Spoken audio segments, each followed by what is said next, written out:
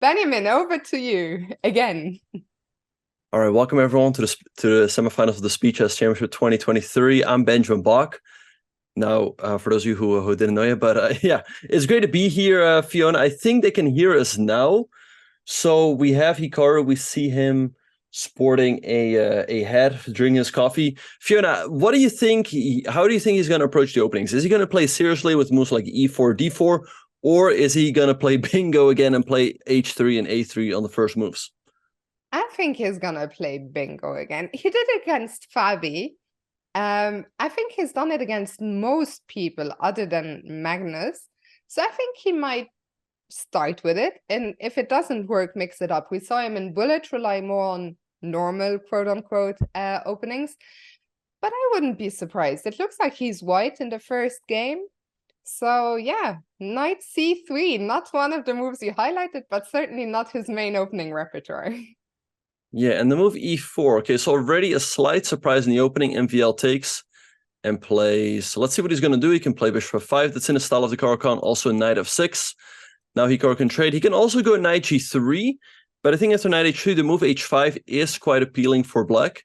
After knight takes, we have what's called kind of a...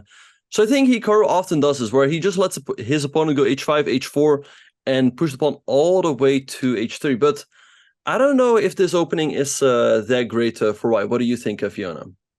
I mean, it certainly doesn't look like something you would teach someone who's new to chess, right? Because what we learn is try to control the center, develop your pieces, don't move a knight 3 times in the first 4 moves. That's not in general what you want to do. But who are we to tell Hikaru what to play? Hikaru is certainly not a beginner player we are teaching here. It's been working well so far for him. So let's see how it goes. Very quickly, question in the chat from Nickett. Why are there 2 boards? You can see from the text under the board, one of them is a live board, the other one is the analysis board. So the bigger board, especially in the 5+1, the 3+1, we might show some variation. So the board on the left-hand side, you'll always see the live position. What do you make of this opening, Benjamin? Yeah, so it's pretty interesting. MVL showed that he's a Sicilian player. He played the move c5. And I think black's doing pretty well. This knight g3 is a little bit off. It cannot really go anywhere. Can I go to f5, h5, or e4? Now MVL jumps with this knight into the middle. So I think overall, MVL can be quite satisfied with the outcome of the opening. But Hikaru generally tends to try to strike later on. Let me ask you something. If you were MVL and you were playing Hikaru, what would your preparation look like? Would you take some time? I mean, for example, against Fabiano, we saw Hikaru with black play a lot of 1a6. With white, what was it? Was it, I mean, I literally comment, was it knight h3? No, that's a bit, or was it knight h3? Or just Yeah, h3? Anyway, things of that nature, yeah. would you look at that, or how would you approach it? Yeah, I would definitely look at those moves as well. I would look at Hikaru's normal opening. So I predicted MVL is just going to play very principled chess. I think he's going to play 1e4. So if it was MVL, I would be looking at the Berlin, starting with e5. But I would also look at openings like a6, the Caro-Kann, the Sicilian. Hikaru can do a lot of things. MVL had some time to prepare. So I think he has looked at a lot. And I think that also includes openings like 1a6 and perhaps even one knight h3. I mean, Hikaru, he has shown that he can do it. So why not have a look at it? I mean, you can look for 5 minutes and it does give you an edge in the match. For sure. So here it is Hikaru to move. And let's talk a little bit about the position. The central pawn on d2 is still on its starting squares. All the minor pieces have been developed. The bishop on b2 is looking good. The computer is giving this move knight e2 a question mark. Why do you think that is? It's a good question. Yeah, perhaps it was a little bit passive. He goes now to f4, attacking the bishop. And the question is, what is MVL going to do? If white is able to take on e6 and black is forced to recapture with the f-pawn, white is in great shape, as white would have the 2 bishops and a better pawn structure. So maybe MVL should consider moving the bishop, and that's what he does, because if you take the pawn on e7, there might be queen d6 with a double attack on the rook and the knight. Mm-hmm. Okay, that makes sense. So that might be a reason why Hikaru dropped it back. Now, bishop f5, the last move by MVL, makes a lot of sense. Staring down at the pawn on c2, black is looking to, on the next move, probably bring a rook to c8. The rook on a8 is the last piece that hasn't been developed here. And the thing is, if you're white here, I guess there is some temptation to play d3 to close off the bishop, but then the bishop on b2 becomes rather sad, and there's this gaping hole on c3. So what do you think? How should we deal with the weakness on c2? Yeah, it's not easy at all. MVL is very easy play here. His next move is just going to be rook a8. He can often also consider queen c7, attacking the knight, and a pawn on c2 once more. And like I said, if you go d3, you create a weakness on the c3 square, and the c2 pawn becomes backwards. You can no longer play c4. So I think MVL has a pretty comfortable position here out of the opening. So let's see how Hikaru will try to fight back from here. Maybe, Benjamin, since for MVL's last match, which I didn't see at all, the quarterfinal, MVL against Nihal, you were one of the commentators on chess.com's channel. What kind of impression did MVL make on you during that match? Yeah, MVL made a very good impression. He was very sharp. He played, his openings were very good. I think up to a certain point, he had won all of his white games. So there will be something for Hikaru to look out for. And also his time management was pretty good. We also see that in this game right here. He's up like 1.5 minutes on the clock, and he was on par. He was on par, at least. Maybe he was even better than Nihal in the time scramble. So he made a very good impression. I think Hikaru is for sure the favorite, but MVL is a very dangerous player. So Hikaru will have to bring his A game today. Yeah, and Hikaru, well, he has just captured that pawn on b7. Are we worried about the white king? The white king, which has lost one of its main protectors, the g-pawn. It does look somewhat worrisome. Black can consider the move knight g4, threatening the pawn h2 and f2. So basically threatening checkmate. White would have to defend somehow. Maybe, I guess queen f3 looks like the most natural way to do so. Black can also just move the rook, and that's what MVL does. So maybe now Hikaru can drop his bishop all the way back, or defend it with the queen coming out f3. But if you go queen f3, you do hang this pawn on d2. So MVL, I think, has the edge here, and that's also what the evil bar shows. Yeah, MVL with a comfortable position. I have to say, I'm somewhat surprised he didn't go for knight g4. It wasn't immediately clear to me how Hikaru would defend both pawns. Maybe it'd have to give one of them up. But rook b8 also makes perfect sense. If I'm white, in general, we've done enough commentary together, Benjamin, for you to know that I'm an attacking player. It might not always be sound, but I always try to look for chances. So in general, I try to keep queens on the board. But here I feel, because my king as white is weaker, maybe I would be happy to trade the queens on f3. Yeah, I think white would love to trade the queens, but I think MVL is going to keep them on. If you go queen f3, and the black's going to take here. Now, someone asked in the chat, what about rook takes e7? I think black has the move bishop f8, attacking the rook. And if the rook moves, you lose this bishop on b7. So taking over here looks very risky. And Hikaru goes for queen f3, good move. And now I expect MVL to take this pawn, and maybe then a move like rook e2, or maybe you can make rook a1 work. And in case black takes here, you take on d4, and all of a sudden white's pieces come to life. Yeah, and I think a big decision here for MVL. Do you take that pawn? MVL, one of his strengths, of course, if you're watching the stream and you're not too familiar with MVL, he's hailed as a fantastic calculator. Here, he took a little bit of time. I'm surprised. As you predicted, he kept the queens on the board, but he didn't go for the most challenging move, which was to grab a pawn. Hikaru drops the bishop back to e4, offering to give up the bishop pair. But the MVL says, no thanks, I'm going to keep the attack going. Yeah, with the move bishop e4 and bishop d3, Hikaru is firmly hanging on to the pawn on c2, but now MVL plays a great move, rook b5 to g5, and this rook joins the attack with pretty strong effect. Now let's see where Hikaru is going to go. He has to go either here or here. If you go king f1, there might be knight g4. Knight g4, I don't see how you defend against the fork. Maybe you run, but black takes anyway. This looks very scary with this rook in the 5th rank. What happens if, okay, I was wondering if the pawn was simply captured, but he does go for the best move, knight g4. The computer says the position is completely lost, but it doesn't look so straightforward. At least I don't see something crashing. The pawn on h2 is hanging, but why is it so... Why is the evil bar jumping so much?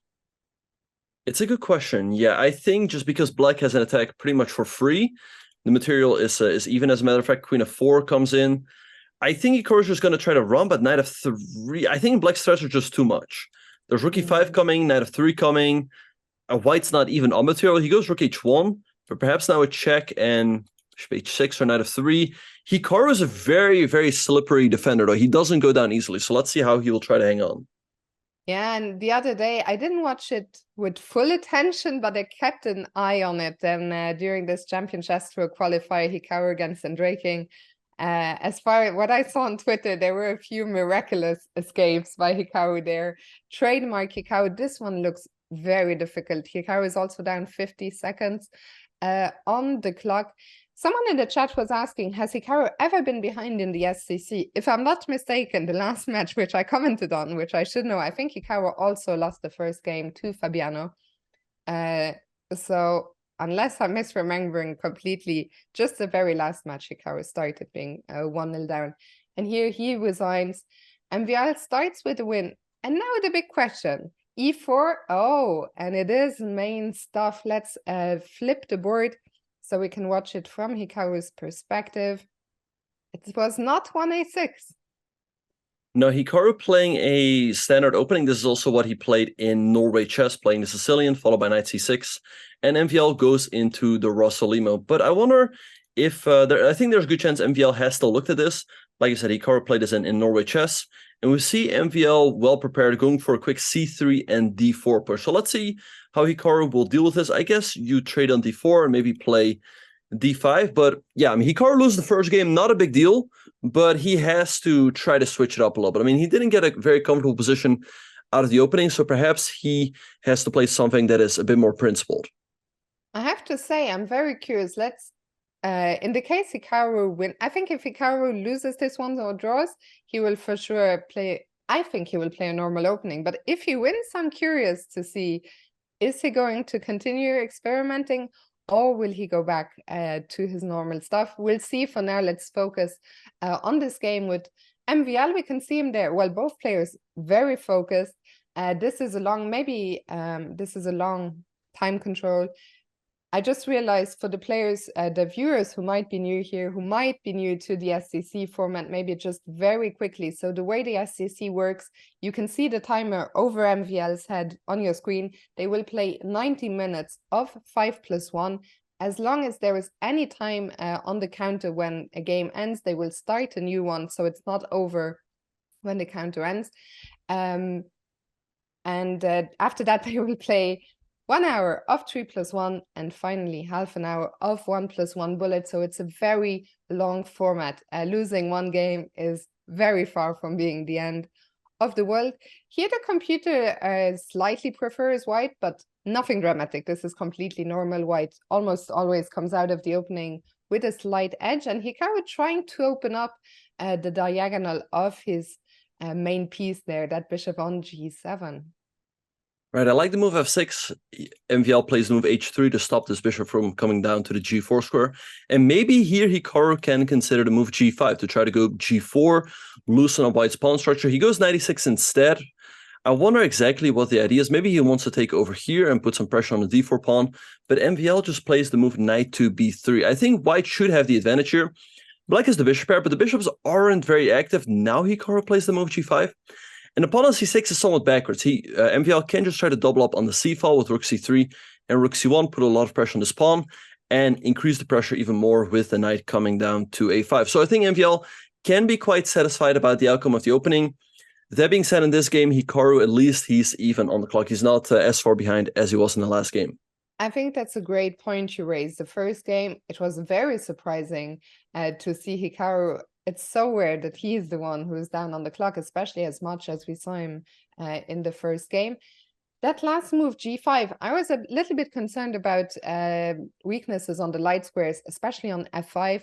Thankfully for Hikaru, MVL doesn't actually have a light squared bishop, so I think you can get away with this. And MVL's response was rook c3. Do you think he's just looking to double on the c file, or might that rook eventually maybe swing over to the king side? Yeah, that's a nice thing about putting the rook on c3 as opposed to c2. Like you said, it can swing over along the third rank, and it can also help in the defense, right? In case Hikaru starts pushing pawns on this side of the board. So h5, a nice move by Hikaru. He's looking at a potential g4 push. MVL can play rook AC1, putting more pressure on the pawn on c6, but I think Hikaru can easily defend it with the move bishop d7, and it's hard to see how you further increase the pressure. Maybe this knight can come over to a5, but then Hikaru might have the opportunity to do something in the center. Maybe something like takes, maybe a c5 push at the right moment. Rook ac1, knight d8, that one to me looks very surprising. To move the knight back from an active square, to me bishop d7 looks very logical. Yeah, it looks strange, right? Because the position is quite sharp. In general, in these sharp positions, moving the pieces backwards is a little bit weird. I wonder if there's something immediate. One of the things I was looking at, you were talking about the knight on b3, how it might jump into a5. Now, could it also jump forward into c5? Now that the knight from e6 is not controlling that square any longer. Yeah, knight c5 makes a lot of sense to jump in. He goes queen e3, perhaps stopping Hikaru from developing the bishop to f5. Because the question is where you're going to go with this bishop. You can go to d7, but white can always put pressure on it with knight at c5. You can go to e6, but same thing, the knight jumps up to c5, and it's hard to see how Hikaru is going to coordinate his pieces here. Also, this queen cannot jump out of g6. The good thing for Hikaru, though, is that he's up a minute on the clock, so let's see how he will try to use his time advantage here. Yeah, I guess queen d3 is also a useful move because the queen stepped out of the pin on the e file. The queen on e2 was undefended, so now the bishop from e3 can move freely. Do you think there might be some sacrifices on g5 in the air? Is bishop takes g5 ever an idea here? Yeah, well, I mean, in case white takes and then takes theirs, bishop f5, and you easily guard against a threat. So I don't think that's on MVL's radar just yet. He might have been looking at moves like knight c5 and knight a5, and that's perhaps why Hikaru played the move rook b8, stopping the knight from jumping up, as now it will hang the pawn on b2. So let's see what MVL is going to do here. He could play a move like h4, trying to soften up black's king side. You probably have to go g4, and then the knight jumps back either to e1 or d2, and there we have the move h4 on the board, and you weaken this f4 square, which the bishop can come down to and then attack this rook on b8. Okay, so Hikaru pushes the pawn forward, attacking the knight on f3, which jumps back to h2. Once again, I would say quite a counterintuitive square. What's the knight's path? It wants to go back to f1 and then to g3? Yeah, I think that's his idea. I think he wants to go knight f1 to g3 to also pressure this one over here. Hikaru plays rook b7 preemptively, even though it was not under attack. I think his idea is that now, in case MVL goes bishop f4, he can play knight e6 right away. But another very nice move, the rook swings over to e7. And now he's ready to go f5 and f4. In case white takes, then there's rook e2. So Hikaru is fighting back here. I think it's starting looking better and better. Knight f1, a nice move, though. So that after f5, you can go knight g3. And after f4, you can take, and there's no rook to e2. That's fair. Oh, what happened there? Bishop f5, the computer did not like that. It looked like a perfectly natural move to me to get that bishop out. What now is wrong? I mean, black is a bit more cramped. The bishop on g7 is still not open, but... Yeah, that is a difficult thing here with black. You'd want to go f5 to open up the dark-squared bishop, but then you close your light-squared bishop. So let's see what Hikaru is going to do here. Maybe he has to continue improving with like queen f7 and rook fe8. But it feels like MVL does have the advantage here. His knights are pretty active. Black's bishops aren't too active just yet. And the knight on d8 is just stuck defending this pawn on c6. That being said, I don't see an immediate way for white to break through. And Hikaru, he's always super resilient in these type of positions. Yeah, the question is, how do you continue right now? What's the plan for Hikaru? How do you try to liberate yourself? Because I look at the position and I feel, okay, I don't feel under too much pressure, but at the same time, I'm struggling to come up with a plan. Yeah, I think his plan now is to go queen f7 and rook fe8 to at least have both rooks into the game. Let's see what MVL is going to do. He could go bishop to h6, trade off the dark squared bishop to weaken Hikaru's dark squares even more. And then the queen can come out to f4. He goes knight d3 instead. So he wants to come with his knight out to f4 to put pressure on the pawn on h5 and the bishop on g6. So let's see what Hikaru is going to do. He could consider trading on d3. The bishop is going to be passive anyway, and then go f5 afterwards. That looks pretty acceptable to me. Like you go f5, the knight comes out of e6, and black is a pretty active position. But now after knight b4, how do you defend the pawn? But MVL goes knight f4 instead. Yeah, knight f4. And now if he wants, he can take the bishop on g6. But is there an argument to be made that the knight on f4 is stronger than the bishop on g6 and you want to keep your knight there? Yeah, I think MVL is in no rush whatsoever to trade on g6. His bishop cannot go anywhere. It has to remain defending that pawn on h5. MVL now goes b4. He might want to go a4 and break open the queenside with a potential b5 push. And it's really difficult to see what Hikaru can do here. I mean, maybe you have to go f5 at some point, open up this bishop, but then your light square bishop is just dead. So let's see what he's gonna do. Yeah, and the clock is also indicating that Hikaru is not too comfortable because he's suddenly down, not by much, only 15 seconds. f5 opens up the bishop from g7, but it completely, for now, closes down the bishop on g6. And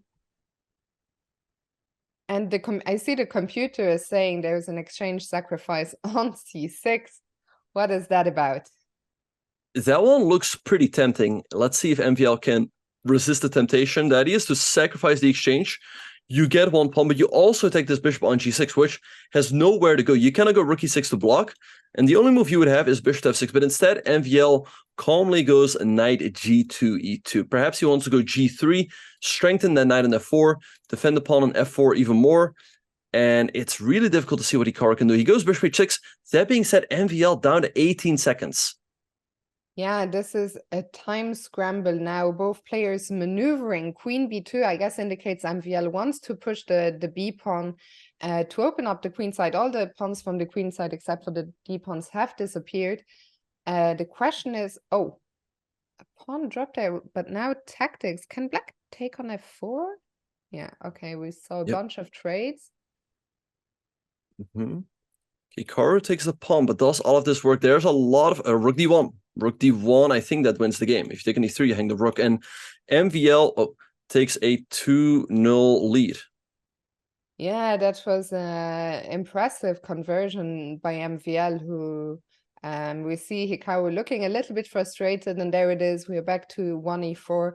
I think there's a chance we'll not see any more opening experiments. MVL, he has shown that he is here to qualify to the finals of the SCC. For those of you who are not aware, yesterday, one player made it through to the finals already. You might have heard of him before. His name is Magnus Carlsen. So these two, MVL and Hikaru, fighting for a spot to play Magnus in the final. And MVL, he has shown, what my point is, he's shown he is here to win. He wants to get to the final. Hikaru has won this event 5 times in a row, which is incredible. So I think Hikaru, there's still so much time, 67 minutes in this time control, then another hour and a half.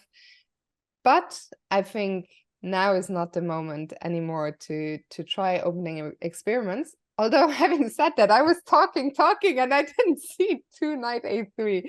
Benjamin, sorry, let's go back there for a second. What is knight a3? Yeah, he played knight a3 on the second move. I don't know what that one was about. I was quite surprised that in this position right here, Hikaru defended the pawn with knight b5, as there's the simple a6 from black, kicking the knight away. And you have to go here, and here it seems like black is just comfortably better. I think instead, Hikaru should have played the move knight c4. Now black can get the pawn back anyway, but at least here you have the bishop pair. So white has something to fight for. But yeah, right here it seems like black's just comfortably better. He has easier development. That being said, Hikaru has this majority on the queen side, but it's difficult to really put that to work. Here a surprising move though by MVL. He takes on d4, and now Hikaru's queen becomes active, which makes it difficult to develop this dark squared bishop, as you will hang the pawn on g7. So now Hikaru might be feeling a little bit more comfortable.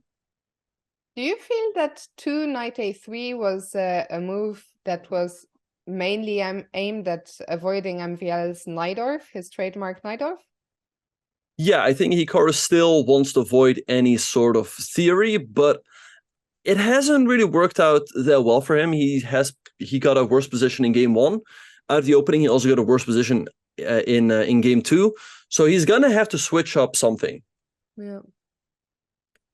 Okay, so he goes queenside here. That's I didn't necessarily have that on my radar. Very ambitious approach. I'm a little worried about the white king. The white king doesn't have too many protectors on the other side, the queen on g4 is stopping black from developing that last piece, getting the bishop from f8 out, at least right now. So if you're black, I was going to say, how do you continue? But h5 is certainly a very ambitious response. Yeah, I like the move h5 by MVL. He's hitting the queen. Hikaru has shown that he's not interested in a queen trade at all. If he was, he would have just traded everything here on d8. I mean, perhaps white has a very, very slight edge, but I think it's not enough. And especially if you're down 2 points in a match, it's pretty understandable that he wants to keep the position more alive. Now he goes back to d4. But I feel like MVL can comfortably solve his problems by just going f6 or e5, closing this diagonal. And so on the next move, he can go bishop e7. And he can still go kingside castles. On the other hand, I don't really love Hikaru's king here on d1. It can step over to c1 again, but it feels like it's quite airy over there. It's a little bit exposed. Yeah, it certainly feels exposed, but also if I'm black, I would rather my pawn was back on a h7 rather than h5. That pawn is under attack right now. MVL plays this, what is known as a Zwischenzug, not defending the pawn right now, but playing an in-between move, attacking the queen. And what do you think do you think he's gonna, I was seeing you looming over the bishop on c6. Were you looking at bishop takes g2? Yeah, why not? I think MVL could have just taken the pawn. Hikaru probably would have gone here. But maybe you just drop the bishop. Although, it does look a little bit scary opening up the g-file. So it's understandable he didn't do that. MVL played h4, preparing to take here, as then he could anchor in his bishop with move h3. So now Hikaru stops it with the move f3. But it's clear that MVL is comfortably better here. His pieces are more active. He's got more space. And I think here Hikaru has to just try to simplify and steer the game towards a draw. It hasn't really gone his way so far in this game and in this match, but he just has to hang in there, not make sure that the gap doesn't become even bigger, and eventually he will get the opportunities to strike back. Yeah, for sure. We see that MVL has just played e4. I think, especially as I saw a few people in the chat say MVL cannot hang in the bullet. But Wandering Bishop, who, our all-knowing mods, and big shout out to all of them. I think, of course, Hikaru is a favorite in bullet against literally anyone in the world. Even Magnus, I mean, Hikaru recently beat him, what was it, bullet chess champs? Yeah, in a bullet championship. So he's literally the best bullet player in the world. I think there is very little debate about that. But MVL is good. Like, we have no guarantee that Hikaru is going to crush it. So we need to make sure that there's at least not too much of a point deficit in the match going into the bullet, especially because MVL will gain momentum and confidence from that. Bishop g5 gets an exclamation mark from the computer. Why is that so strong, offering the trade of the dark squared bishops? Yeah, it looks like a good move by MVL. I think it's a good move because it's very difficult for white to deal with this threat in the first place.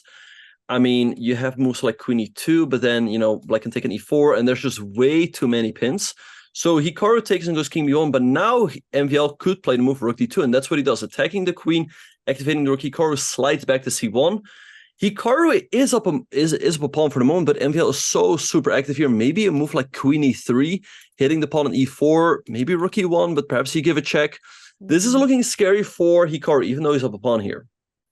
I have to say, it's only game 3, but I've been very impressed, actually, speaking of bullet in time, by MVL's time management. He has been playing well. He's been playing fast.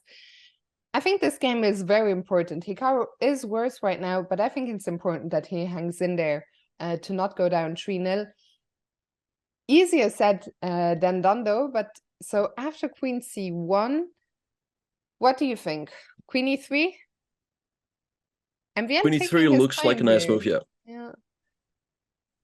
But it's not that easy. For the moment, everything is hanging together for Hikaru. A line I would be looking at is something like queen e3, rook e1, maybe a check, king over. And you can go h3, but Hikaru can just take, because you cannot take the bishop on f3, as that will hang the rook. Hikaru is now also up 30 seconds on the clock. So perhaps we could see a bit of a comeback here in the making. MVL goes h3 right away. I think Hikaru just has to take. Yeah, I was wondering about that move. I think it's a very double-edged move, because if white takes, well, first of all, you've given up another pawn. The downside is the pawns on the h-file will be weak. The bishop on f3 will be a lot less loose. On the other hand, on the plus side, you open the g-file and look at the black king. It is on g8. So no wonder MVL spent a bit of time calculating this move. And what did you say? You think Hikaru has no choice but to take? Yeah, and there that's he what he does. I goes. mean, you can go g3, but then in case black takes his pawn on h2, he's going to have a very strong pass pawn on the h-file, so Hikaru absolutely had to take. Now I expect to move queen e3 from MVL, hitting the bishop, hitting the pawn on e4. Hikaru probably can just go rook e1, and in case queen e3, slide the king over.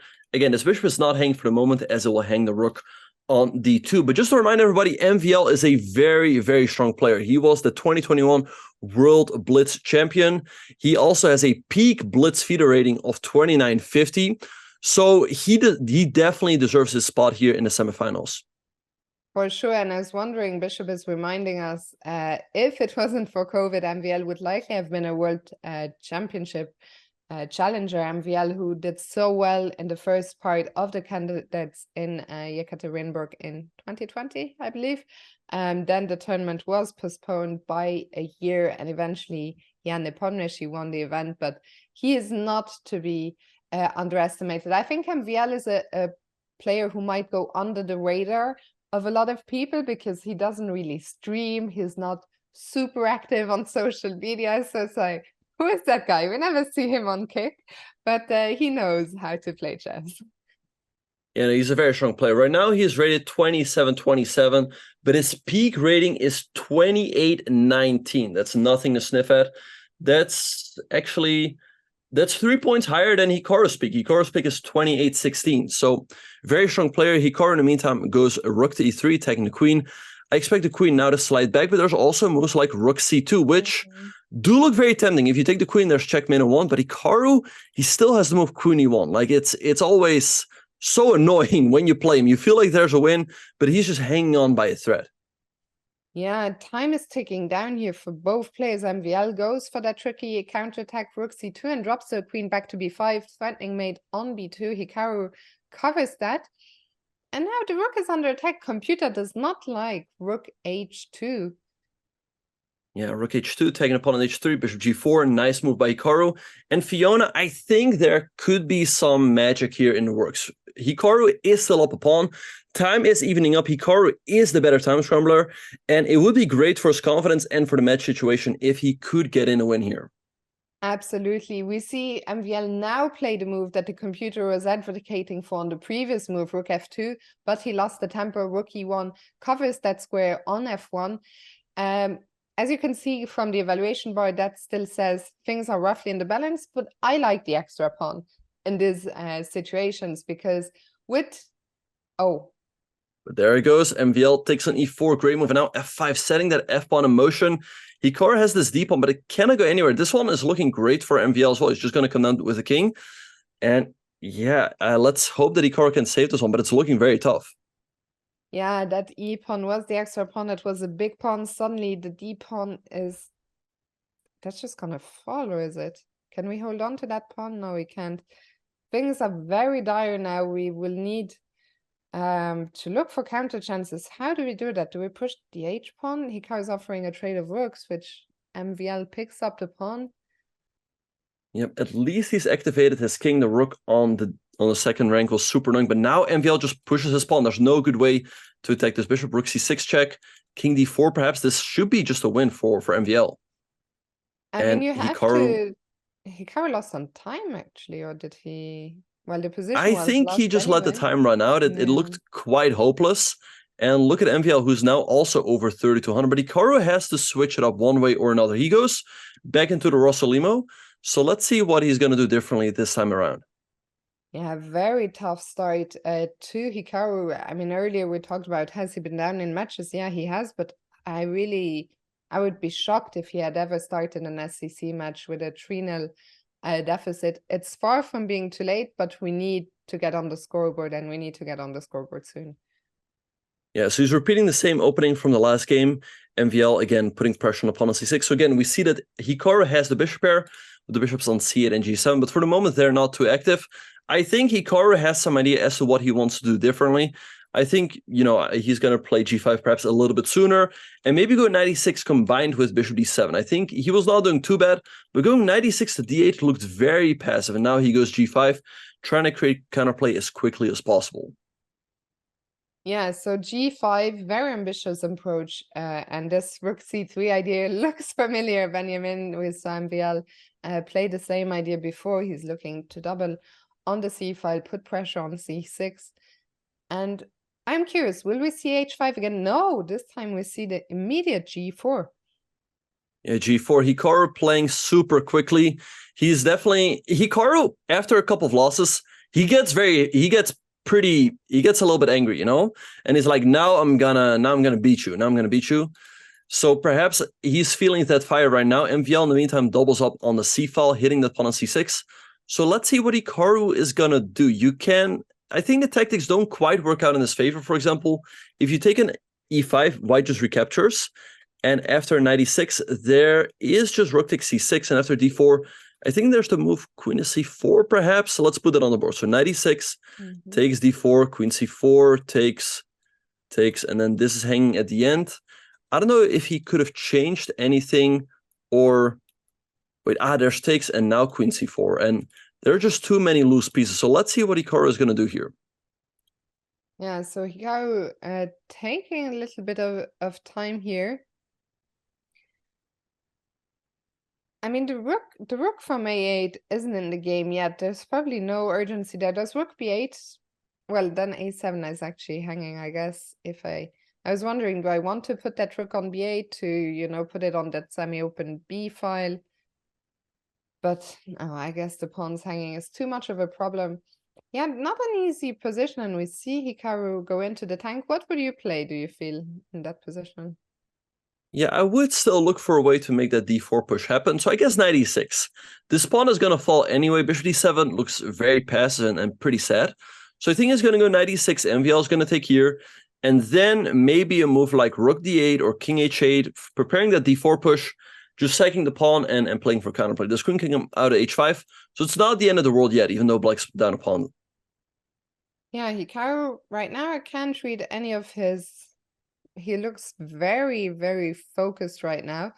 But there was the shake of the head accompanied by the move knight back to e6. Not a move we had on our radar. What's his idea after white takes on c6? Well, apparently it's to go queen to h5, put more pressure on the knight and f3, and I guess also to prepare d4. So let's see what MVL is going to do. I wonder if he can just move this queen somewhere, maybe queen a6, attacking the knight on e6. And how do you deal with that one? Maybe you have to go knight f4, but it all looks a little bit loose. Hikaru's down a pawn. I mean, if he gets another move here, he should be doing fine, but it's all looking a little bit speculative. Yeah, very loose position. The knight on e6 is not well defended. The pawn on d5 is not well defended. Queen a6, it's a tricky move to spot, right? You aren't, in general, you're not looking with the queen to go all that way. Do you feel MVL will be looking at that, or do you feel it's a difficult move to spot just because of that full board vision? Yeah, I don't think it's a difficult move to spot necessarily for MVL, but it might be a difficult move to make, to move your queen so far away from the defense. A move like queen but as we say, there it is on the board. I was going to say something like queen d3 looks a lot safer. You keep your queen a lot closer, you take the pawn on d5, and Hikaru jumps in with knight to f4. I think this knight has to go. I mean, otherwise Hikaru is going to sack over here, or maybe knight h3. So I think MVL is just going to take. The good thing for Hikaru is that rook c8 currently is not available, as he covers that square with his rook and the bishop. So MVL cannot liquidate that easily. And, you know, Hikaru is going to have a lot of firepower on the king side here with this rook coming up, this other rook also coming down, and then with the two bishops, he can definitely cook up some magic. Yeah, and we see MVL indeed did agree with you that knight was just too dangerous on f4. It's off the board. So rook c8 isn't another option. I would love to somehow still get the rook from the c6 away to get the queen in, but MVL decides to get the queen in another way, attacking the rook on a8 as well as the pawn on e7. Can we afford to give up the pawn on e7? I don't know. I mean, you can go over here, but white takes on e7, and it's difficult to make anything happen here, as the queen can always quickly join a defense. And, you know, you sack over here, you sack again, but what do you really achieve, right? The queen can always come back here or here, and white very quickly gets some counter chances. So perhaps Hikaru has to go to e8 to defend this pawn on e7, but maybe then rook c7 by MVL, hitting the pawn on e7. and the pawn on d5. And Fiona, you've talked about this before. MVL is a counter. He's a calculator. He doesn't, just consolidate. He's like, hey, queen b7, let me just take. Where's the attack? Show me the money. And if the money is not there, he's just up 2 pawns. Yeah, and MVL, he still has 2 minutes. Ideally, we'd love for him to be down a bit more on the clock. Queen e7 is very tempting. If you can figure out as white that there is nothing happening on f3, he will take, and he does. So bishop take, we can't give up the exchange sacrifice. No, there's just too many problems. So rook f7 hitting the queen, and now where does the queen go? Perhaps you just drop back to, let's say, b4 or c5, hit the pawn over here. I guess it depends on what mood MVL is. The move queen b4 perhaps can swing back to the defense a little bit faster. Queen c5 to me makes a lot of sense as well to continue creating threats. Queen e6 with the same idea to take this pawn on d5. So let's see what Hikaru can do here. The evil bar has turned a little bit in Hikaru's favor. Perhaps Fiona, he can sack. So takes. Queen takes f3, you defend d5 and you hit f2. MVL probably has to very quickly put it on the board. Right, so takes. And you take here and you defend d5, you hit f2. If the rook slides down, I think at the very least you have a perpetual. And it's good for Hikaru to at least get on the scoreboard, stop the bleeding, and then take his chance in the next game, because he could lose this game as well, and that'd be it's quite an interesting psychological moment. Maybe MVL is saying to Hikaru, what are you gonna do? You're down 3-0. Are you gonna go for the draw? Okay, we see the exchange sacrifice here on f3. So queen takes. Can white? So white has to defend the pawn on f2. Right, so with either one of the rooks or with the queen, if you go rook here, black is a very easy perpetual. You go queen g4 and queen d1. So you can also go rook 6 to c2, so then check. And maybe you run with the king towards the center, but Hikaru does have quite a bit of checks. Queen c5 perhaps also a possibility. So let's have a look. So check, king here. We give a check, king e1, check. Aha, and then in case of queen e4, there's queen e3, but he goes queen e6 instead. King h8, and now rook c2. So there's no queen g4, but now there might be like rook f4. Yeah, and perhaps Hikaru can even go for more here. I was gonna say, this suddenly looks scary for white. So rook f4, and how does white cover g5? G4, sorry. Right, by the way, also for the record, Hikaru has a perpetual if he wants to. He can go queen d1 and queen f3. He goes rook g8, going for more. All right, the thing, though, is that MVL can always give up his queen with check. So you can play a move like rook to c3, and bishop takes c5 is not a good move, as there's queen g8 check, and then you take the queen. So Hikaru will have to perhaps give a check here. And the problem is bishop takes c5, white takes with check. So you also cannot do that. So it's difficult to get this bishop out of the way, but MVL down to 34 seconds. But he goes rook c3. Yeah, he goes rook c3. Apparently, putting either of the rooks to c3 was the only way to survive this game. Now, after the check, the king has to move. I would step to h2 just to step out of the g file. But MVL goes to g2, very brave. So what's his idea after bishop? Oh, Rook g3, yeah, and now it's just going to be a draw. nice. Like queen e2, if you just don't go king g1, but now queen h5 to e2, and neither side can get out of this perpetual, and Hikaru is just going to make the draw. And as you can see, there is the draw. That means we are going to get another game before the first break. I believe we'll get a break at the halfway mark of this 5+1 section. Or are we going? No, there we go. So Hikaru with white. Knight f3. We haven't seen that one before. And how is he going to follow up here? It's a good question. d5, perhaps a slight surprise for Hikaru. Perhaps he expected to move knight f6. MVL trying to steer the game into Grunfeld waters. Hikaru can play the ready. He can play e3, b3. All of, like, these openings are still pretty natural. They're slightly offbeat, but they're fundamentally sound. e3, also a good move. Now MVL can go knight f6 or knight c6. I like this a lot better from Hikaru. The opening is slightly offbeat. There isn't as much theory, but it's fundamentally sound. Moves like a6 and knight h3 or knight a3. Fundamentally, they're not sound, but here he's got something to work with. MVL goes e6, who's playing a reverse Nims Indian, and MVL playing the Rubinstein variation. Hikaru trading, and now he always has the c5 pawn to work with. So I like the opening here by Hikaru a lot more. Is f6 standard? I mean, Mr. Feingold says never play f6, but is it normal here? Yeah, here it makes more sense as he wants to go e5 in the center. I'm not a humongous fan of the move bishop to b2 because very often this bishop would actually love to come out of a3 to put pressure on the pawn on c5. Now bishop a3, by the way, is not a good move as black goes queen a5, forking the bishop and the knight. And there's also d4 to follow. Hikaru goes queen c2. Perhaps he wants to go knight a4 after. A nice thing here, by the way, is that sometimes to avoid black's kingside attack is that you can actually go queenside castles. So let's see what how MVL is going to approach this position.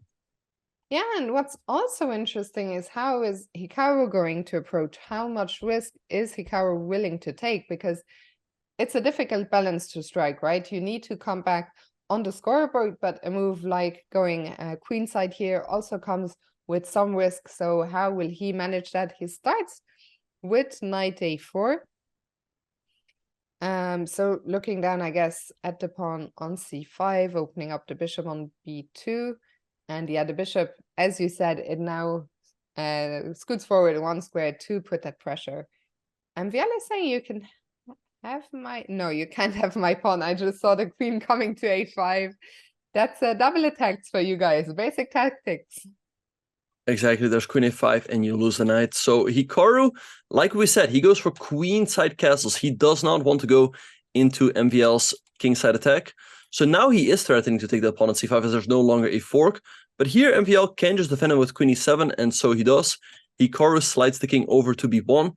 So we have a very interesting battle here. Hikaru has the slightly better pawn structure. This pawn on c5 is somewhat weak, but MVL's got the bishop pair in a big... Yeah. I'm not going to say the word. He's got a big center. And we see h4. I like this move by Hikaru as well, trying to go h5 and knight at g5. I think this game is the first time, actually, that Hikaru has gotten a nice edge out of the opening. So very important to keep our focus here and capitalize on that. But yeah, h4. If I'm black here, I have to say, I see the computer says top move is to castle. MVL does. I would be a little bit scared. Do we keep pushing the pawn on h5, or do we want to keep it on h4 to jump with the knight to g5? I actually like what Hikaru is doing here a lot. h5, perhaps h6, creating some weaknesses around black's king. And also, Fiona, I've got some pretty big news. Apparently, it's the first time ever that Kick is on Chess TV. We are on Chess TV right now. Normally, that would only be with Twitch streams. But like I said, it's the first time ever that a Kick stream is embedded on Chess TV. So a big common Hikaru W, as the kids like to say these days. Wow. Well, welcome to everyone who is watching us on Chess TV, chess.com TV, same thing. Welcome. It's a pleasure to be here. And let's see. Rook c1, the computer does not approve it. Why is that? It seems so logical to increase the pressure on c5. Yeah, I think maybe Hikaru, it's marked as a miss. Maybe what he could and should have done is play the move queen c3, hit this pawn on e5, and after a move like d4, you go queen a5, and this pawn on c5 is simply a goner, and so black's entire center collapses. So rook c1 was played, knight f7. Perhaps now, can Hikaru take? He can just take on d5 and take on c5. That looks like an extra pawn, and I know my guy Hikaru, he likes taking pawns, so I expect him to take. Yeah, he even looked slightly perplexed on the camera, like, like, what's that? Pawn at MVL just blown her pawn here? I think it can just take. So I do expect him to take this pawn over here. Yeah, a double question mark is harsh by the computer, but is it fair? I don't know. To me, it also seems harsh, and I'm telling you, Hikaru takes the pawn. Yep, there we go. So now there's not a good way for black to take advantage of the pin along the c-file. You can always go d4 to strengthen that bishop over here. So I like Hikaru's position a lot. And this is the start of a comeback. I mean, come on. This is the start of the comeback, Fiona. We all know it. Absolutely. We need to win this one. MVL, I mean, I have to say the first 4 games, MVL just played so well, handled his clock so well. Speaking of, Hikaru not only has a great position, he also has a nice time edge here. Not easy for MVL. MVL decides to drop his bishop back to d7, hitting the bishop, the knight on a4. And then we see a trade on d6. And knight c5. Yeah, I wonder if MVL can do something like this, like bishop d7, attacking the knight. Played. That was your. Sorry, I thought it was played. It was your analysis, right? No, it was played. Oh, it was played. Okay. MVL recaptured with the knight. So let's see where Hikaru is going to go. He can go knight c5, but then there might be knight b7. You do have d4, but everything becomes a little bit loose. Knight c3 is perhaps a little bit safer. There's no d4 for black, as you can take twice. And in case of knight b5, you just go queen to b2, or perhaps there's even knight takes d5. So this one looks pretty solid to me. Hikaru also has the edge on the clock. So everything, all the ingredients are in place for a win in this game. Absolutely. Hikaru does need to watch out though for the king on b1 with the c file completely open, the b file being semi-open. I think that's one of the main things. MVL also has a big center, but a pawn is a pawn, as they say. And here a pawn is under attack as well. The pawn on d5. How are we going to deal with that? Yeah, and the thing also for MVL is that he's got the big center, but these pawns are also loose. They're slightly overextended. The pawn on e5 is not defended by any of its neighbors. The pawn on d5 is currently undefended. And if you go bishop b6, like I said, it hangs his pawn over on the e5 square. So I think MVL is a little bit overextended over here. Also, he always has to catch out. He has to watch out that Hikaru's queen doesn't all of a sudden land on g7 with checkmate. So I like Hikaru's position a lot. And I think he's going to win this game. Yeah, d4, the computer did not approve. I mean, that pawn is... Yeah, Hikaru just takes it. Yeah. Can we take it one more time, or is there something wrong with that? Hikaru is a pawn grabber. He just takes pawns. Queen f6 is a tricky move, though, attacking the knight on d4 and putting more pressure on that knight on c3. I think Hikaru has to draw back with knight d2, and of course, so he does, defending the knight. And now he's ready to go, let's say, queen b2, and then perhaps offer a queen exchange. He's up 2 very clean pawns here, just queen b2 or d2, and this one should be headed for a common Hikaru W. Yeah, this one is very much needed, I think, given the match situation. It's especially important because I saw earlier in the chat people were talking about tilt. I think it's so easy. We've all done it. Tilt is never very far away in chess, but I don't actually think that Hikaru actually tilted. If anything, he kept it together. He played, you know, his main stuff. So I think there was no tilt, and it's good if we can get the win here. You know, because I think tilt at some point, if he lost another, it's just very difficult to keep the tilt at bay. Rook c2, very strange that it was given a question mark because the position is still winning for Hikaru. So a harsh question mark, but life is still good here. After yeah, knight c3, a little bit surprised that yeah, I think he can take either with the rook or with the knight. If you take the rook, black has rook takes c2, but there's rook takes c8, another intermezzo, it comes with check. But you can also take the knight and you just keep a 2-pawn advantage. Also, Hikaru's up half a minute on the clock. Yeah, I'm surprised as well that was given a question mark as the evil bar did not move an inch. f3, nice move by Hikaru, neutralizing that bishop. And it's looking great, Fiona. He's up 2 pawns. Again, the g7 pawn, the g7 square is always weak. And Hikaru has very easy moves, like rook c1, maybe move the knight out of the way at the right moment. And MVL has to be so super careful here. Yeah, absolutely. This is a nightmare for black, but MVL will keep fighting. He's down to 18 seconds as well, so time is also on Hikaru's side. White, I mean, Hikaru has two extra pawns. One is under attack now on g3. Do we defend that, or good question. Perhaps it might be risky for black to take that pawn. Maybe Hikaru can play a move like rook hc1. And in case you take, there's the move knight a4. You offer the trade of queens, you also take this bishop, and in case black takes, you recapture with the knight, hit the rook, and you still hit that bishop on c6. Hikaru goes knight a4 right away. MVL has to trade, and then you recapture with the knight and defend this pawn over here, and that's what happened. That's very nice. The bishop that was under attack comes to b5, attacking the pawn a second time, but in comes the rooks. Hikaru says, you can take my pawn on d3, but those rooks are going to decide the game, I think. No, there's just a rook is going to come to g7, another to c7. So MVL tries to defend along the 7th rank. Yeah, but here comes the other rook hitting the bishop. It's super unpleasant for black to defend this. There's a check. You always have to watch out for checkmate on the back rank. Hikaru also has a lot of passers. The rook e1 and bishop e3. MVL missed it though. Goes king g8 instead. Knight c4, nice move. Make sure there's no attacks, and this should be a win. Just take the pawn on h7. This h-pawn is going to decide the game. Take... I think h7 is already game over. We up? We're up a lot of pawns, 4 pawns.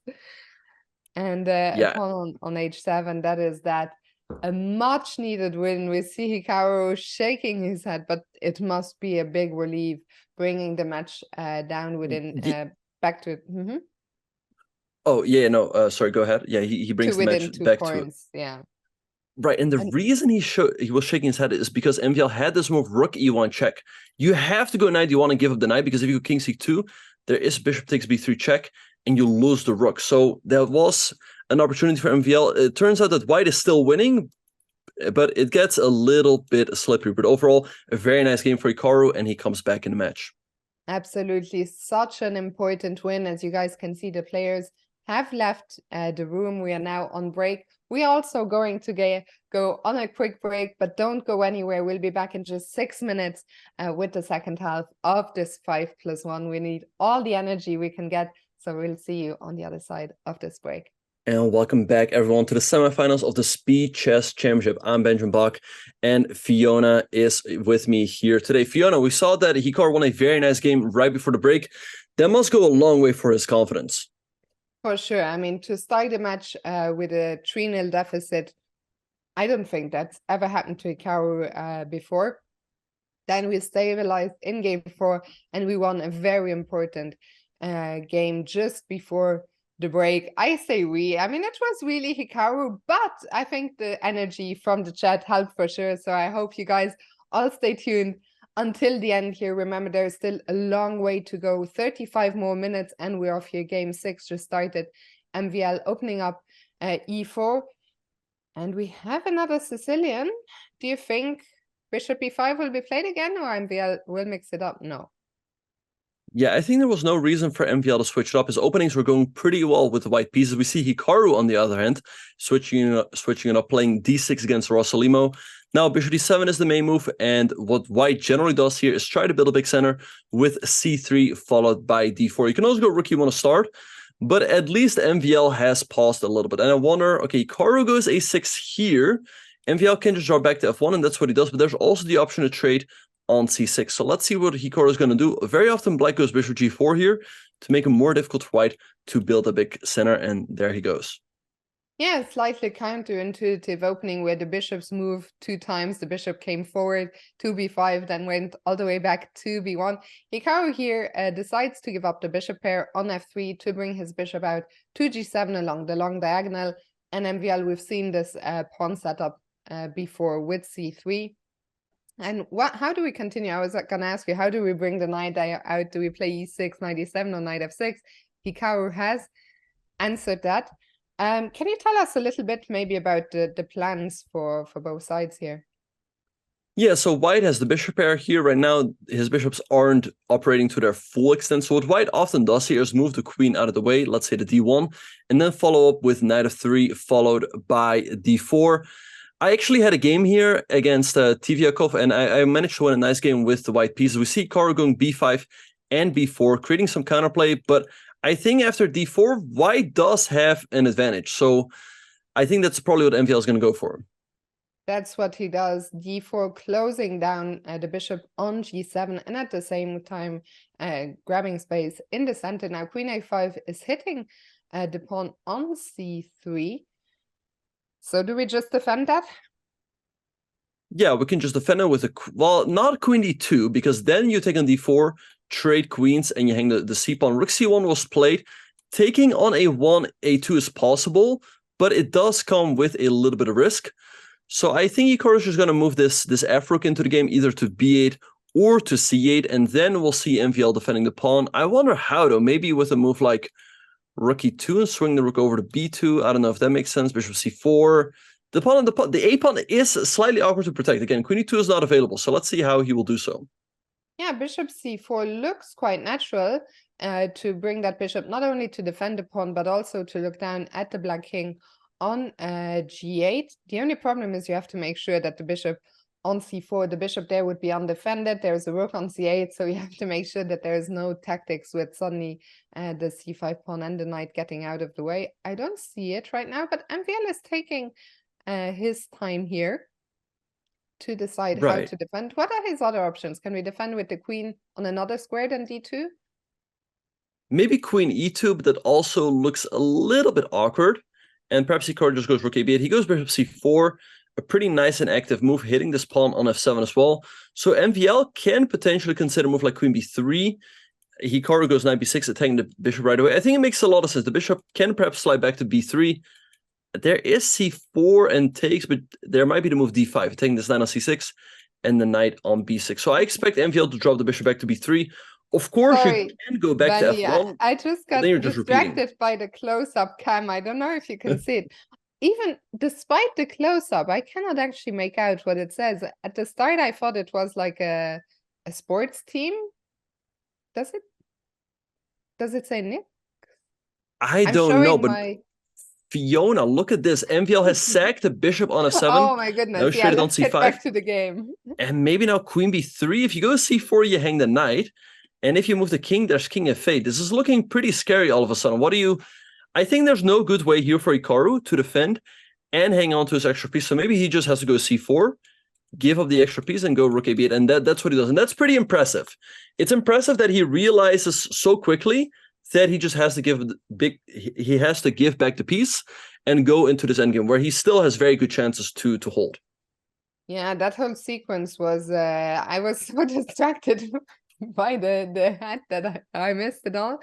But yeah, things are going to clarify here. MVL offering a trade of queens.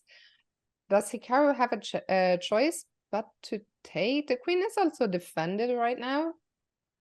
I think you're just going to have to trade. That being said, you could consider the move bishop takes c3. In case white takes the queen, you recapture with your bishop and the rook on e1 is still hanging.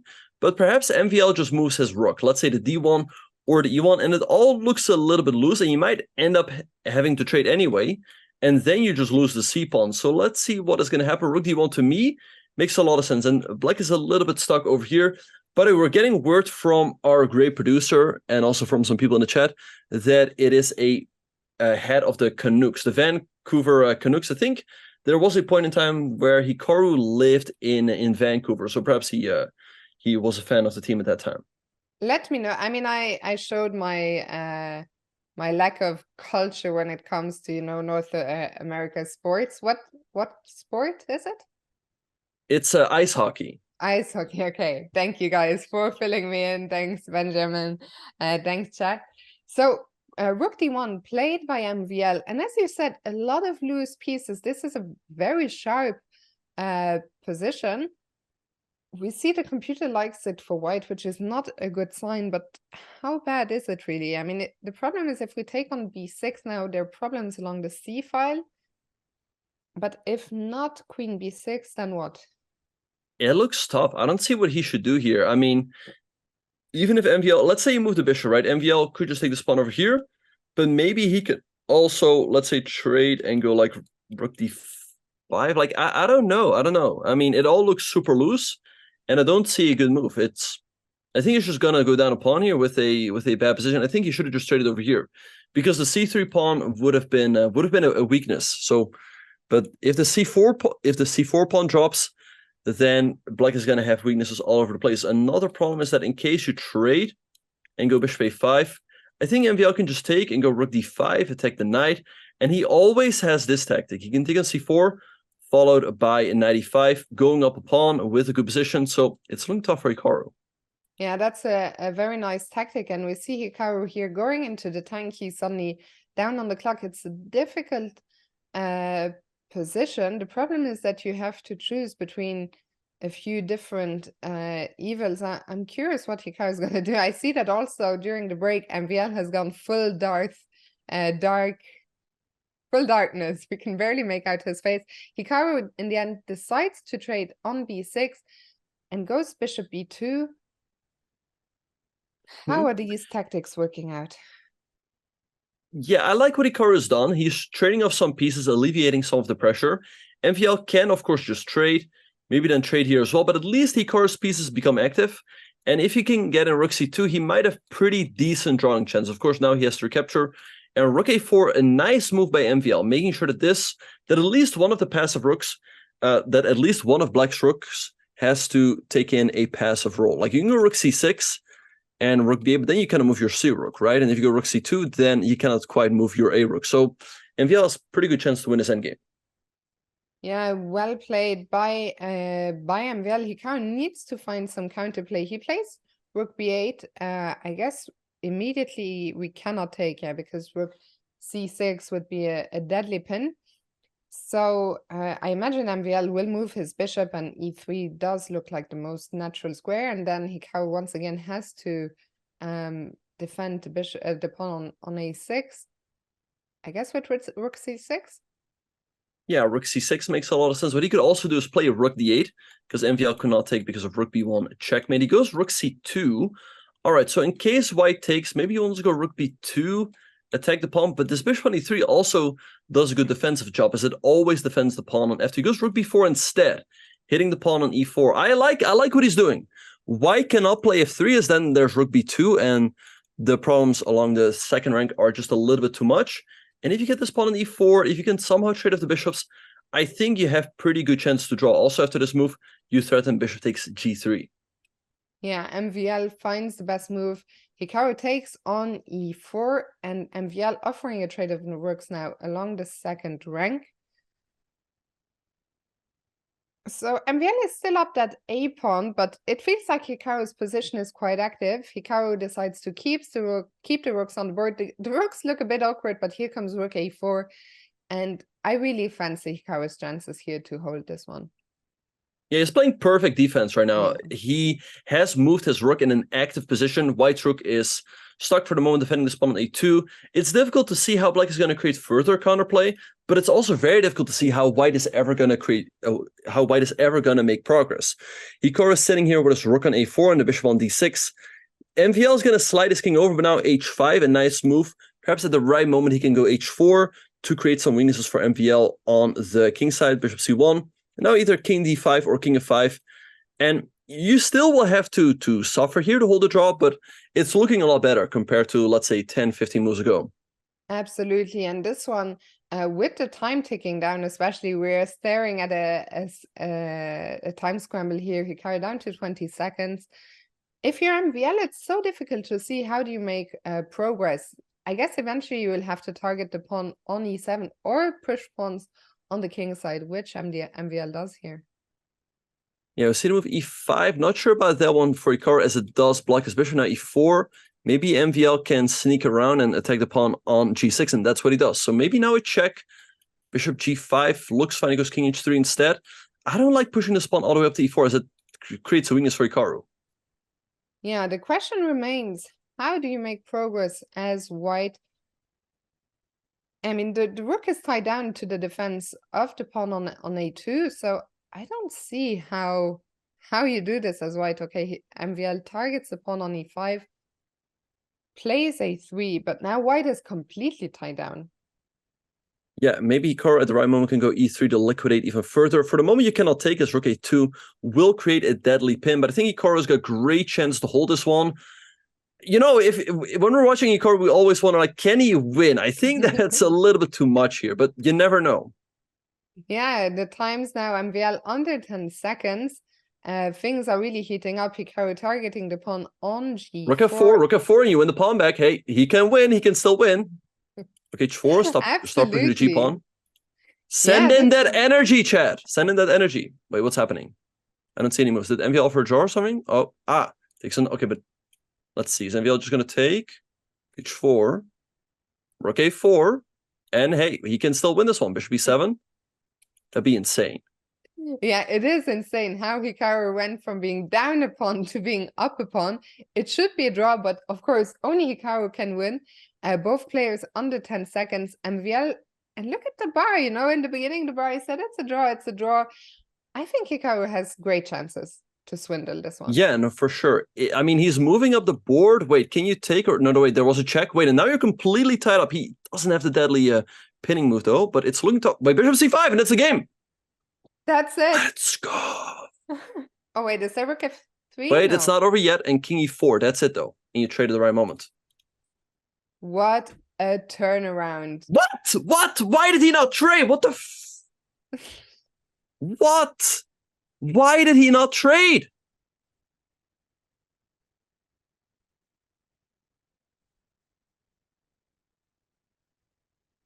Okay, he can still win this one though. This is still tricky with no time. I'm surprised that MVL goes into this. I'd be so impressed if MVL can hold this with 6 seconds on the clock. What was the last capture? It was on move 94. 94 for black. So okay, we had up until move 144. So this endgame, if you guys are not familiar with it, it is a theoretical draw, but it's an endgame that the side with the bishop and the rook wins so often in practice. MVL, I'm sure he knows the defense by heart, but to show it with 3 seconds on the clock will be really tough. Yeah, king f5, and now it's already lost. Wait, the win is rook here or something? I think rook g8. Yeah, and then something. I forgot what. It was there. Block. Okay. It's got to be winning for Hikaru, but I also don't know how. It's also not easy how to win. The computer says it's a forced mate b6. with 20 moves away. Oh, it's a threefold. That's an absolute heartbreaker. He had MVL.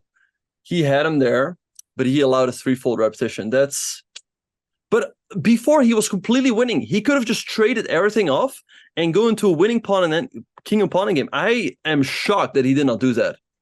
Yeah, hopefully we see Hikaru laugh. I mean, of course, the draw took him by surprise. I don't think he realized it was going to be a threefold. It's impossible to realize these things with seconds on the clock. But he must, I think right now we see him looking to the side. I think the previous game is still on his mind. And I think that position you talked about, he must realize that he could have just traded into a winning pawn ending as we see him shake his head. I see in the chat, certain Gary Kasparov is saying that's got a tilt. Yeah, I think it's very important that this game, Hikaru doesn't do anything too crazy with the white pieces because he's going to be really, really disappointed right now. Yeah, so let's perhaps pull up real quick how he could have won. We'll go back to the live game in just a second. But at this moment right here, Fiona, I was shocked because right around here, he was winning. And after king g3, he can just take either way. Take with the bishop, let's say. And if MVL takes, you trade everything in king f4 is a winning king and pawn game. Now, after all of those moves, we ended up in a rook and bishop versus rook game. And rook g8 unfortunately allowed a threefold repetition. I think if he somehow keeps the game going, he should win. But already it's not easy as they're getting closer and closer to this 50 move rule. And Hikaru could not find a win just yet. But let's go back to the live game, which we have right here. I think Hikaru can be quite satisfied about the outcome of the opening. He's got a double-edged game. MVL now is the one castling queenside. And Hikaru can try to create an attack on that side of the board. And that's what he's doing right now. He's opening up the B file. Yeah, with the kings having castled on opposite sides, this is going to get very double-edged. I love also for Hikaru that the B file is semi-open. I imagine the rook is going to come to B1. I love this position for him. If you're black now, what's MVL thinking about? Why is he not recapturing on C5? And he has just done so. So yeah, let's see what is going to happen now. E5 by Hikaru. I think a nice move is otherwise MVL could always trade and then offer the queen trade on D3. F4 by MVL, trying to create counterplay as quickly as possible. But this is a typical Hikaru position. Like a lot of pieces still on the board. There's a lot of maneuvering, sides for both chances. He really excels in these. So let's see how he will create that queenside attack. The bishop now has to move, and MVL is going to have to decide. He's going to go to B6, which is the more active diagonal, but now he's running right into A4 followed by A5. Yeah, I imagine MVL is going to try and use that f-file. I don't know if he's going to take on g3 or play rook f8. But white's attack is coming quite quickly. Queen f7, the computer did not approve of that one. And yeah, d4 basically just consolidating the center. That pawn chain is so solid, c3, d4, e5. Very difficult now to get counterplay for MVL. Hikaru's knight has a lovely outpost on c5. And actually jumping in there right now looks very tasty. Yeah, and he goes for knight c5. Queen b5 is now a massive, massive threat. And I don't see how you defend against the question is, of course, what happens if MVL takes? So let's have a look. If you take with the bishop, I think queen b5, you hit this, you hit this. Queen b5 just looks crushing. So I think Hikaru is going to win this game, and then he's going to bring it back to only 1 point. Yeah, this is what we needed, especially after that last game. We see Hikaru looking quite perplexed by MVL, just grabbing that pawn on a5. Queen b5 is crushing here. The one question is, though, what happens after bishop to b6? So bishop b6, let's see, maybe like rook a... Oh, rook a7. If you take with the knight, you take here, you hit this. What a move. What a move. Double exclam. And I think we might see resignation here by MVL. Bishop cannot take because there's a mate on b7. If knight takes, as you said, the bishop on b6 is hanging. And the fact that Hikaru's head is bobbing, I think this is the happiest we have seen him in this match so far. Getting a 21 move win here in that spot was so important after the miss of the previous one. And as you said, back within 1 point, and completely back in it now. So let's see, we have yet another bishop b5 Sicilian. Are we going to see the same opening motifs here? MVL deviating slightly with the move h3. Now Hikaru does not have the move bishop g4 anymore, so I guess he has to go for something like e6 and bishop b7, but the bishop on d7 will remain a bit passive. MVL drops the bishop all the way back to f1, but super impressive game there by Hikaru. He had just missed a win, and that must have certainly frustrated him. We saw that even on camera, but the way he pulled himself together and scored a crushing victory with white pieces, like you said, after only 21 moves is super impressive. Hey, what about rook g8 here? Maybe followed by g5? That's right up his alley, but MVL will probably open up the center right away with the move d4. Yeah, I think it's a question of what Hikaru wants. Does he want a double-edged game where he can, there's good chances that he will equalize, but he might also lose, or does he want to keep it a little bit more safe? I think if g5 or rook g8 are played here, we know he's going all out. If he wants to play a more cautious approach, is g6 still a move here, or how would you develop the bishop from f8? Judging from his camera, he's certainly looking at it. Perhaps the move g5 can also be considered, because in case white takes, there's rook g8, you attack the knight, and if the knight jumps back, you take this pawn over here. But instead, he goes for the more solid approach. He plays the move e5. Now, MVL goes c3, again, aiming to build a big center. This looks like white should be better, as d5 is going to come. And where do you go with this knight? You cannot go to a5, because b4 will trap the knight right away. You can go to a7, but that's very passive, so perhaps you're just going to have to trade. Okay, he just castles, but after d5, I really wonder where this knight is going. Yeah, the knight doesn't have any forward squares, so it drops back to a7, but that's not really where you want your knight to have. I don't think there is anything, you know, crushing for MVL, but he just has a lovely center. He has a space advantage. His pieces are going to be able to develop to nice squares. Can Hikaru strike with f5? He can do so right away, but MVL can just trade, and then he gets this nice e4 square for one of his knights. So let's say trade and bishop d3. Hikaru goes b5, gaining some space on the queen side. What I think he eventually is going to do is go g6, maybe knight g7, and then prepare the f5 push. And hey, there we have the move g6 on the board. Yeah, there it is. And now we see the knight on g7. f5 might still be on the cards here if you're white. Can white ever play g4 and try to stop f5? I think you can go g4 if you can prepare it a little bit. Like if you can go king h2 and rook g1, then you do firmly stop it. I think now g4 is just going to make things work. Black still goes f5, and after all of these trades, it feels like Hikaru should have sufficient counterplay. So I think g4 is going to backfire it. So let's see what MVL is going to do. Hikaru is going to get in that f5 push. It feels like MVL should be better, but Hikaru also does have his fair share of space on both sides of the board. Rook b8, keeping the tension on the queen side. I like the fact that Hikaru's got a King's Indian-esque type of position, because he's an expert in the King's Indian. MVL, not as much from the white side. And also, the evil bar is firmly in white's favor, but it's not as easy to play these positions. Yeah, for sure. I mean, you talked about the King's Indian. The King's Indian is an opening very, very often. The engine does not like black's position, but that does not mean the positions are unplayable by any means. And I'm curious to see how MVL is going to continue here. The bishop on c1 is undefended as of undeveloped as of now. And I wonder that bishop h6 is a tempting square, I guess, for the bishop, even if it's just, you know, getting closer to the enemy king, pinning that knight. But here comes f5, and I am starting to like Hikaru's position. Yeah, f5, good move. I'm a little bit surprised by the move knight h2, and MVL just trades. Again, like, it's difficult to play these type of positions, and now the evil bar is showing that Hikaru is doing completely fine. Maybe the bishop can come out f6, prepare e4, bishop d2 by MVL. And again, Hikaru can choose when he's going to go b4. Also, perhaps he can trade, use that b file for his rook. So I think he's doing pretty well. And again, the King's Indian is just his cup of tea.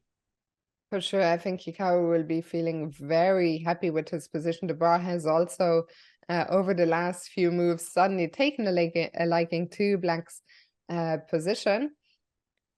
It did not like this trade. I guess pushing the pawn to b4 was tempting, but this also looks good. I mean, c4 could be a weakness in the long term. We have control over the b file. So, yeah, still liking this for Hikaru.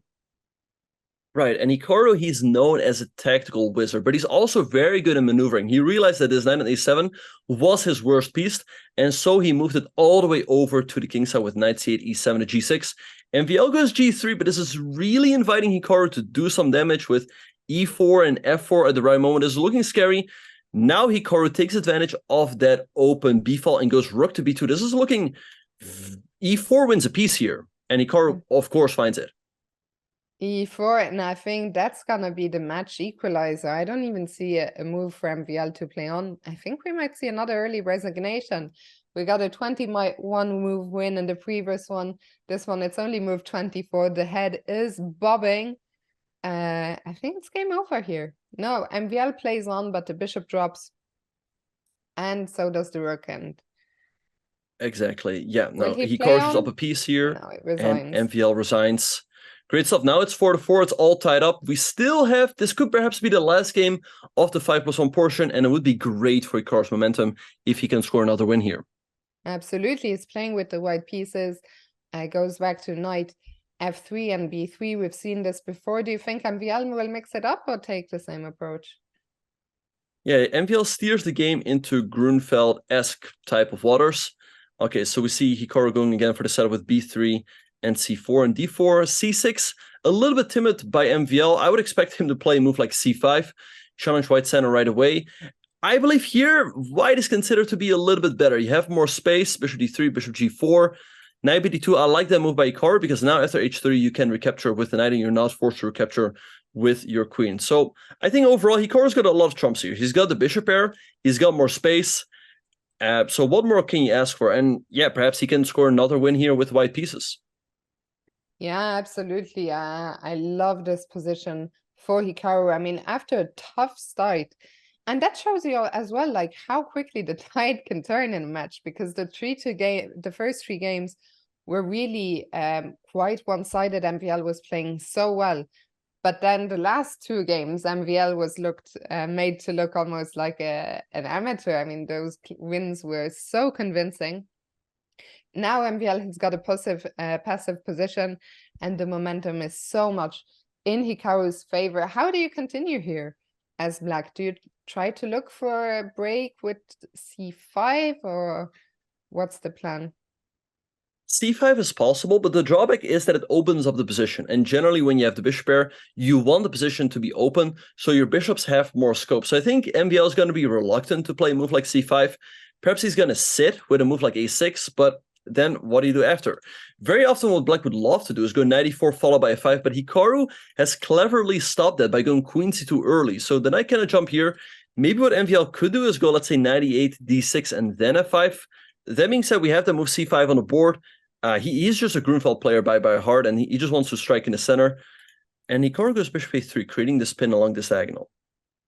Yeah, if I'm black, I'd probably want to move the queen out of that diagonal as quickly as possible. That's what MVL does. Queen d8, that queen, I guess, is looking to come out to a5, maybe? Mm-hmm.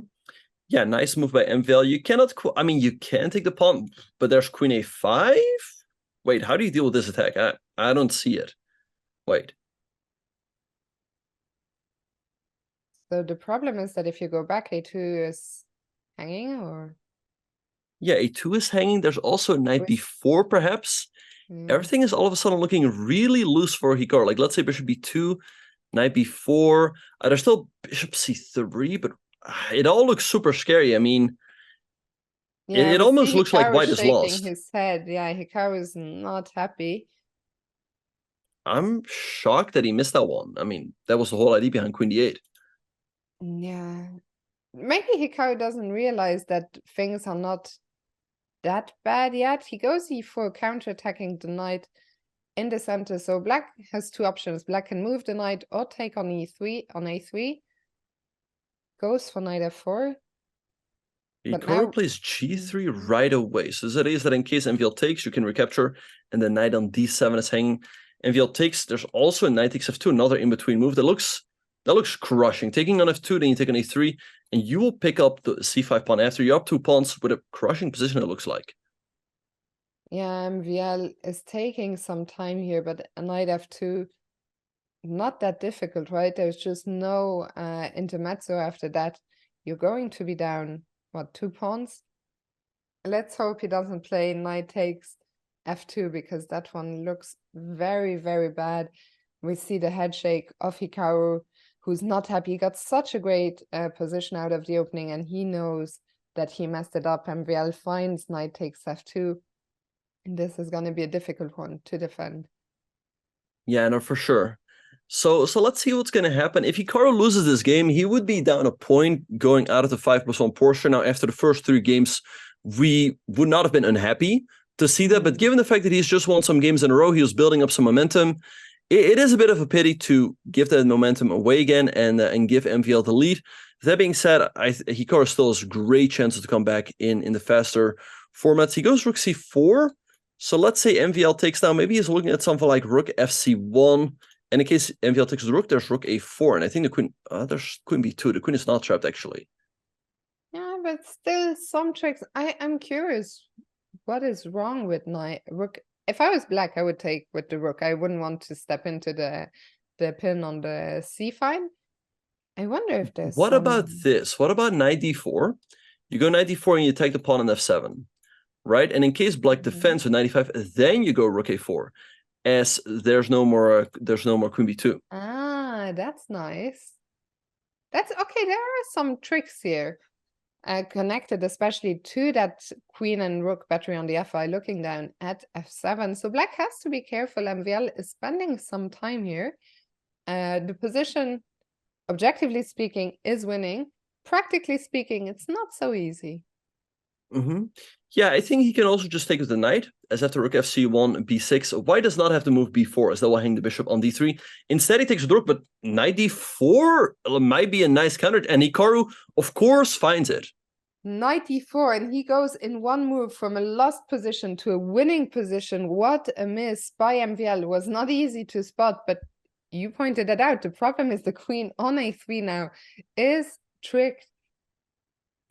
Exactly. So, chatters, we have done it again. We're turning this one around. I don't see what MVL's got to do now.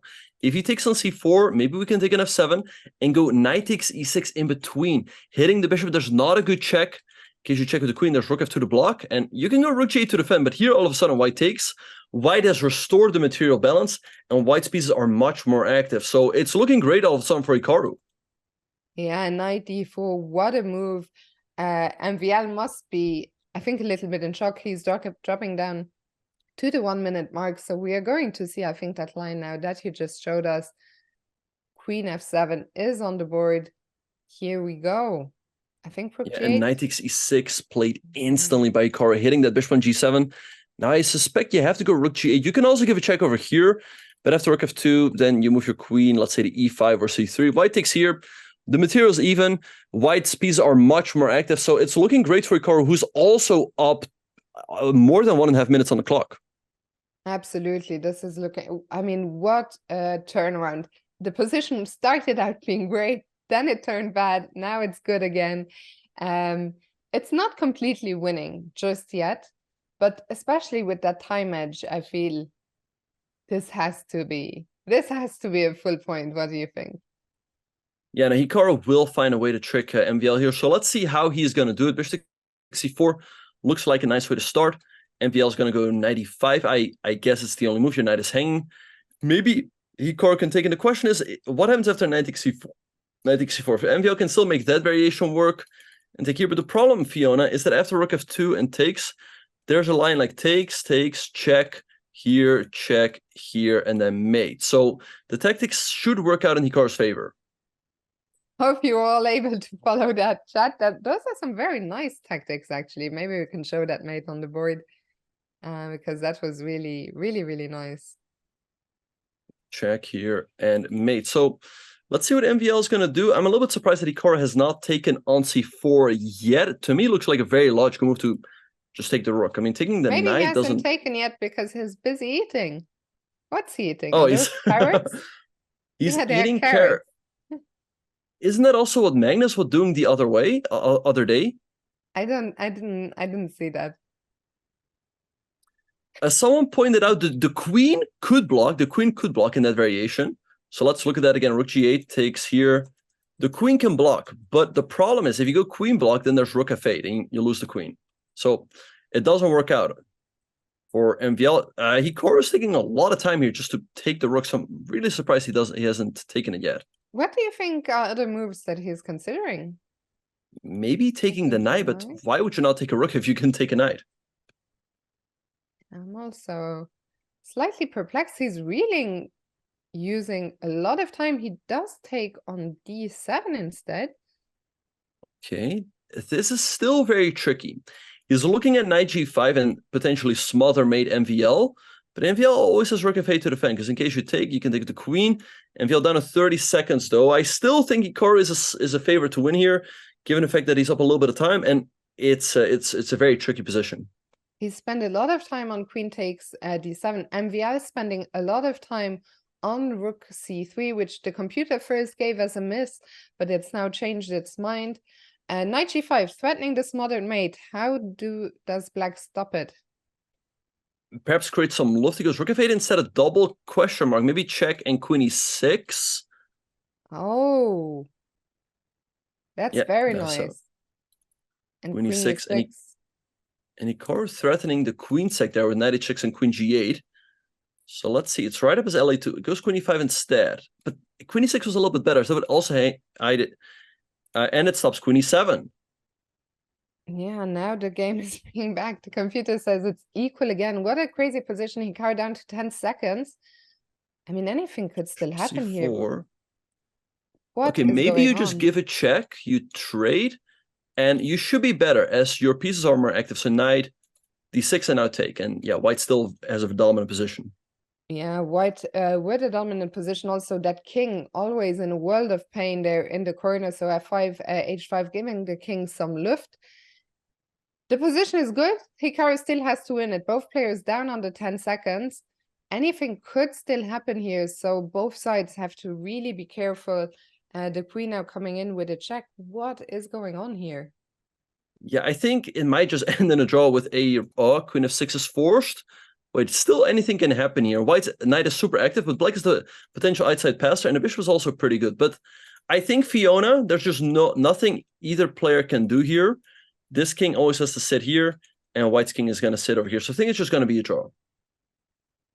Oh. Who's going to be more disappointed here? Probably Hikaru, right? I mean, MVL had a nice position, but Hikaru had it in the back. Okay, this one continues. Yeah, wait, knight e6 and take. That's it. Taking g5, g6. Another just queen one move earlier. King h6. But this time we're not going to mess it up.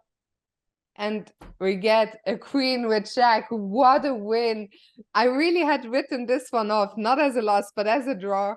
And Hikaru there, we see it's very rare to see him so expressive. That was a huge win. MVL in disbelief. He started this match with a 3-0 lead. He goes into the first time control 5+1 ends with a 5-4 deficit. Let's go. What a game, what a game. First MVL was winning, then Hikaru was winning, then it was a draw. But at the end, Hikaru takes this game and takes a 1-point lead going into the 3+1 portion. And we saw that energy. Keep sending in that energy, you guys. Right now, we are going to go on a very short break, but we will see you in just a few.